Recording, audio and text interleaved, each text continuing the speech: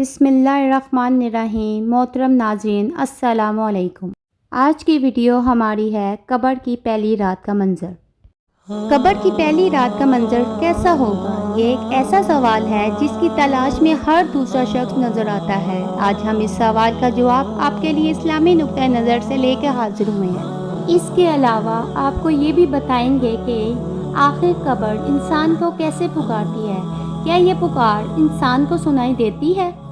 कब्र की पुकार। हज़रत अबू सैयद खुर्दरी रज़ी ताला अन्हा से रवायत है कि सरवर कायनात सल्लल्लाहु अलैहि वसल्लम ने फरमाया, लोगों, लज़्ज़तों को ख़त्म करने वाली मौत को कसरत से याद किया करो। कब्र हर दिन अपने मुर्दों से खिताब करते हुए ऐलान करती है, मैं गुर्बत और तन्हाई का गढ़ हूँ, मिट्टी और कीड़ों का गढ़ हूँ। जब मोमिन को दफन किया जाता है तो कब्र इसे मरहबा कहते हुए खुशखबरी सुनाती है कि मेरी पुष्ट पर चलने वालों में तो बड़ा महबूब था, आज मैं तेरी हो गई और तू मेरी तरफ आ गया, तू अब मेरे एहसान को देख लेगा। ये कहकर कब्र कुशादा हो जाती है और जन्नत का दरवाज़ा इसके लिए खोल दिया जाता है, जहाँ से इसको जन्नत की ताज़ा हवा आती है। हज़रत अबू हुरैरा रज़ी ताला अन्हा का बयान है कि रसूल अल्लाह सल्लल्लाहु अलैहि वसल्लम एक जनाजे में शरीक हुए, फिर फरमाया, मैं भी आप सल्लल्लाहु अलैहि वसल्लम के हमरा था।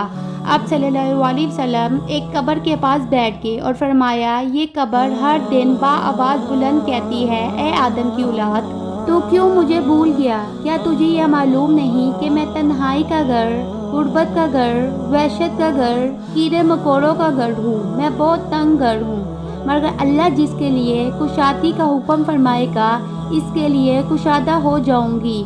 इसके बाद आप सल्लल्लाहु अलैहि वसल्लम ने फरमाया, ए कब्र, तू यहाँ तो जन्नत का चमन है या फिर आग का एक तनवर। हज़रत अबू हजाज रज़ी ताला अन्हा से रवायत है कि रहमत आलमीन सल्लल्लाहु अलैहि वसल्लम ने फरमाया, मुर्दा जब कब्र में रखा जाता है तो कब्र इसको कहती है, ए इब्ने आदम, तू हलाक हुआ, तुझे किस चीज़ ने मुझसे धोखे में रखा? क्या तुझे मालूम ना था कि मैं फितना, तरीकी और कीड़े मकोड़ों का घर हूँ? तुझे किस चीज़ ने मुझसे बेकार करना डर कर दिया और तू मेरी पुष्ट पर खूब अकड़ के चलता था?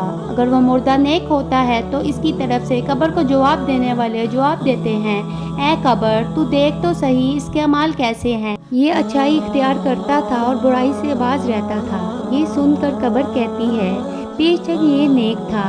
अब जिस्म इस वक्त मुनव्वर हो जाता है और इसकी रूह अल्लाह ताला की तरफ भेज दी जाती है। हज़रत अब्दुल्ला बिन अबैद रज़ी ताला अन्हा से रवायत है कि रसूल अल्लाह सल्लल्लाहु अलैहि वसल्लम ने फरमाया, मुर्दा कब्र में बैठता है और इन लोगों के पैरों की आवाज़ भी सुनता है जो इसके जनाजे के साथ कब्र तक गए हों। मुर्दे से इसकी कब्र कहती है, ए इब्ने आदम, तेरी हलाकत हो, तूने मेरी तंगी, बदबू और कीड़े मकोड़ों का खौफ नहीं किया, इसलिए तूने इन चीज़ों से बचने के लिए तैयारी ना की। बदअमाल मुर्दे से कब्र कहती है, तुझे मेरी तहरीकी, मेरी वहशत, मेरी तन्हाई और तंगी और मेरा गम याद नहीं रहा।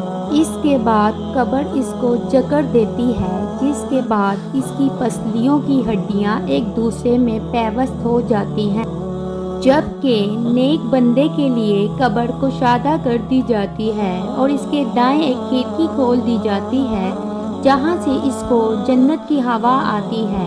अल्लाह ताला हम सब को कब्र के अजाब से बचाए और हम सब को नेक अमाल करने की तौफीक अता फरमाए। आमीन या रब्बल आलमीन।